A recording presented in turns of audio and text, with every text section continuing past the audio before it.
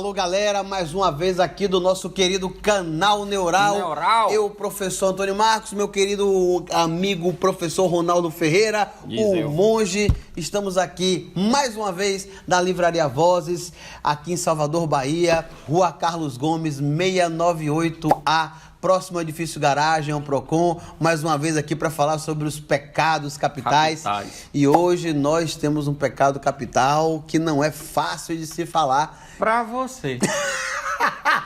Meu Deus. Que é justamente o pecado... Da luxúria. Então, professor Ronaldo, a voz é sua, meu irmão, meu amigo. Nossa, meu irmão. Vamos fazer logo uma distinção, né? Porque para minha surpresa, bizarra surpresa, muitas pessoas confundem luxúria com ostentação. Com luxo, né? Com luxo. Muita gente faz essa confusão mesmo. Luxúria está mais ligado à lascívia. Lascívia, que é a questão sexual. Seria... Concupiscência. Isso, a concupiscência, essa coisa do desejo, e não só o desejo, que seria essa coisa compulsiva, né? Fazer a coisa, né? Então, aí vem a questão da luxúria como um vício, né? Como na outra vez que a gente começou a falar sobre os vícios, a gente separou que o vício, ele seria um oposto de uma coisa natural e necessária, né? Assim como a falta, o vício seria o excesso, né? Retomando, se eu tenho fome, eu preciso comer, mas se eu como demais, é gula. Se eu como de menos, eu passo fome. Então, seria o justo meio aristotélico, né? Então, a gente, quando fala de luxúria, a gente precisa entender do que a gente está falando, porque a questão sexual é uma questão muito séria, desde muito, né? Desde a questão aqui do Kama Sutra. O Kama Sutra é muito interessante porque no Kama Sutra o sexo e a religião aparecem lado a lado.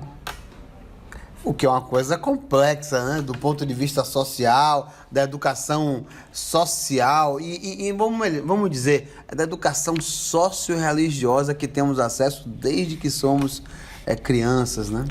Porque a gente vem de uma tradição ocidental, judaica cristã. Então, no judaísmo é que se começa primeiro no mundo ocidental. Deixar claro que a gente não está falando do mundo oriental. No mundo ocidental, apesar da questão judaica ser oriental, mas a influência para o mundo ocidental. No mundo judaico, o que começou a se pensar em relação ao sexo? O sexo é aberto à procriação. Sim. Então, o sexo era entre homem e mulher, com a possibilidade de gerar filhos. Então, seguia a natureza que Deus criou. Qualquer outra forma de sexo, principalmente o homoafetivo, seria errado, seria pecado, sodomia. Então, a gente tem lá na Bíblia o episódio de Sodoma e Gomorra, né? A cidade em que se praticava muito a lascívia. Apesar dos 7 pecados capitais aparecerem mais à frente com Gregório Magno no século VI do cristianismo, desde a Bíblia lá, no judaísmo, no cristianismo principalmente, na carta de Pedro, na carta de São Paulo aos Gálatas, já aparece aquela coisa de se livrar da devassidão. Já condena um tipo de sexo, já diz que o sexo tem que estar ligado à ideia da procriação e do casamento. Então, nessa concepção que a gente herda, o sexo traz aí, ou melhor, o sexo tem que ser regrado. O sexo tem que estar ligado a um casamento. O sexo aberto à procriação. Fora disso, que é a grande questão e a maravilha da questão sexual, que é o prazer pelo prazer, já começa a ser visto como pecado. Já no Kama Sutra... Já na Grécia, por exemplo, tinha os templos das Vestais, que eram virgens consagradas, mas tinha os templos das Hieródulas, prostitutas sagradas. Já falamos disso aqui, eu me lembro muito bem dessa questão. Eu não sei por que você fica assim vermelho quando a gente fala disso. Não, porque o tema é um tema complexo, né? Sim. Inclusive estamos tomando aqui um suco de uva, é suco de uva, não é vinho, de Dionísio. Sim. Dionísio colabora bastante. Para dar homenagens a Dionísio, né? Dionísio colabora bastante na mitologia grega, me corrija se eu estiver errado, com a questão sexual. Bom, certíssimo. Inclusive, Dionísio, quando a gente fala de Dionísio, que para alguns estão uma referência a Baco, né? As festas baconianas, elas ou são... bacanais. O bacanais, elas são associações a esse processo ligado à sexualidade, ao processo sexual mesmo, né? Que as pessoas tentam vivenciar sempre, até porque o mundo não é um mundo fácil. Então, veja só. E o que seria sexo? Uma necessidade?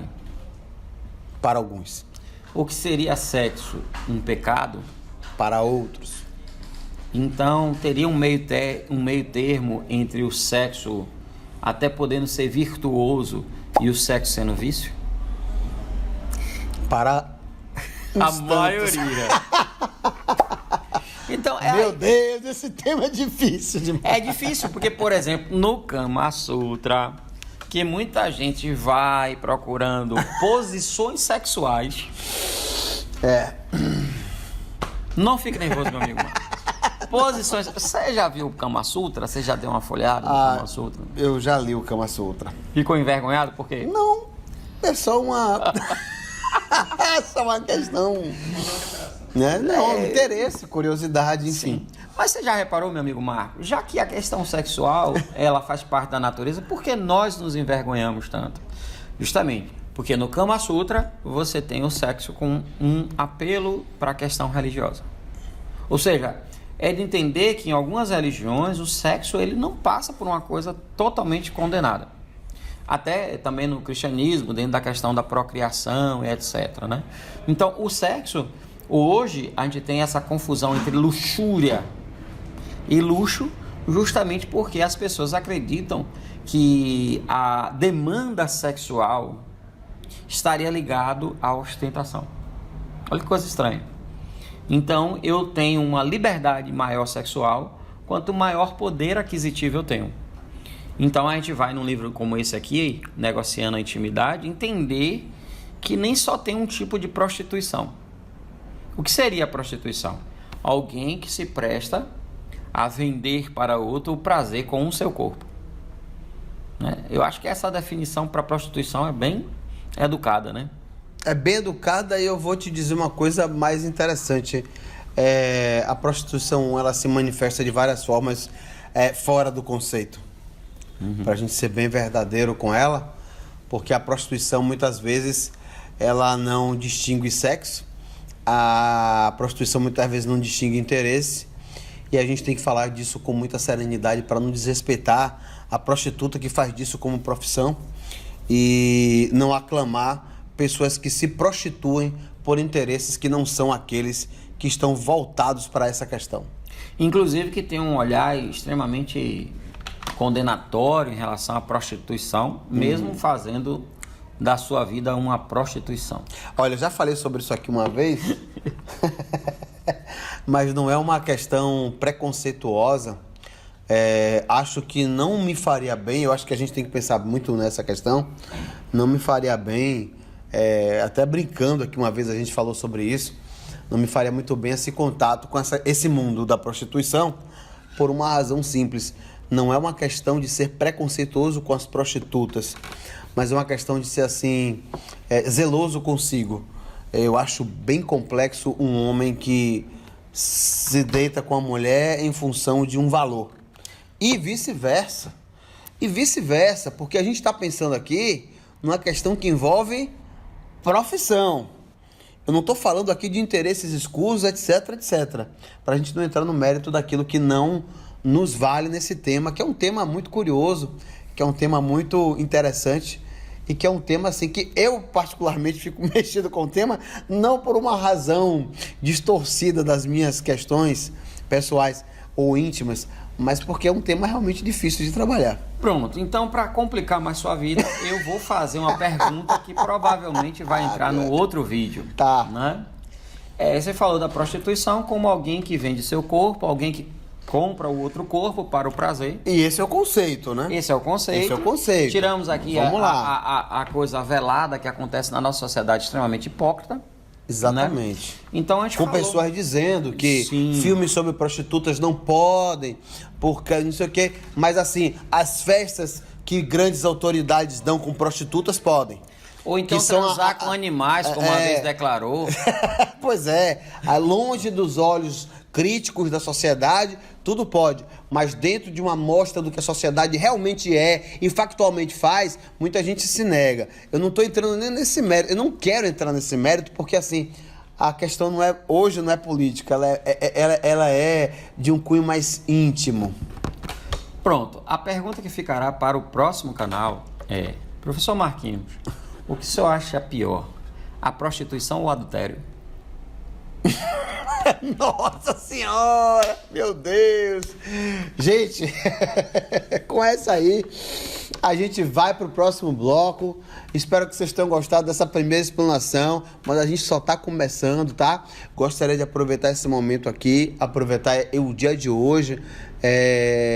Claro que a gente não vem gravando há um tempinho, mas eu gostaria de aproveitar e dedicar ao nosso tema de hoje, ao grande jornalista, para mim um dos melhores jornalistas do mundo, Paulo Henrique Amorim, que é para mim uma referência. Nós provavelmente nunca seremos um Paulo Henrique Amorim, também não temos essa pretensão, mas a admiração ela fica. Eu fui atingido por uma grande tristeza por sua perda.